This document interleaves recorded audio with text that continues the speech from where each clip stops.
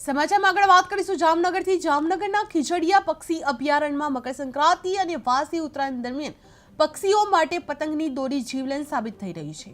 જામનગર શહેર અને જિલ્લામાંથી 80થી વધુ પક્ષીઓ પતંગની દોરીમાં ફસાઈ ઘાયલ હાલતમાં અભયારણ્ય ખાતે લાવવામાં આવ્યા હતા, જે રસ્તા, ઝાડ અને થાંભલાઓમાં લટકતા દોર અને કપાયેલા પતંગો પક્ષીઓ માટે ખતરનાક બની રહ્યા છે। ગત વર્ષની સરખામણીએ આ વર્ષે ઘાયલ પક્ષીઓની સંખ્યા વધી હોવાનું સામે આવ્યું છે,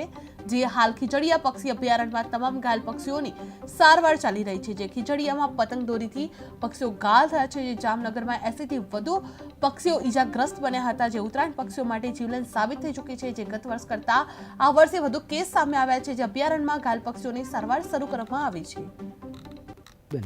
કરુણા અભિયાન okay sir Daksha Vaghasiya range forest officer Khijadiya પક્ષી અભયારણ્ય મરીન નેશનલ પાર્ક જામનગર। કરુણા અભિયાન અંતર્ગત જ્યારે આપણો પાવન પર્વ જે મકર સંક્રાંતિ હતી એ સમય દરમિયાન કુલ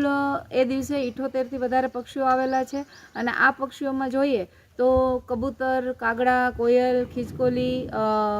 આઈબીસ, ઇગ્રેટ અને ડક આ બધા પ્રકારના પક્ષીઓ આવેલા છે। અને ખાસ કરીને જોઈએ તો સંક્રાંત પછી પણ 2-3 દિવસે કોલ આવતા હોય છે, જેથી કરીને લોકોને ખાસ એક અપીલ છે કે ભાઈ તમારા જે પતંગ ચગાવેલી છે એના દોરા અને પતંગ ક્યાંય ને ક્યાંય ફસાયેલી જોવા મળે છે, તો એને દૂર કરવી બને તો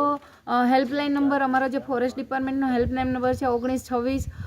પશુ દવાખાનું હરતું ફરતું છે જે 1962 અને પ્લસ જામનગર જિલ્લાની અંદર ઘણા બધા સેવાકીય સંસ્થાઓ છે, એનો પણ તમે કોન્ટેક્ટ કરી અને આ જે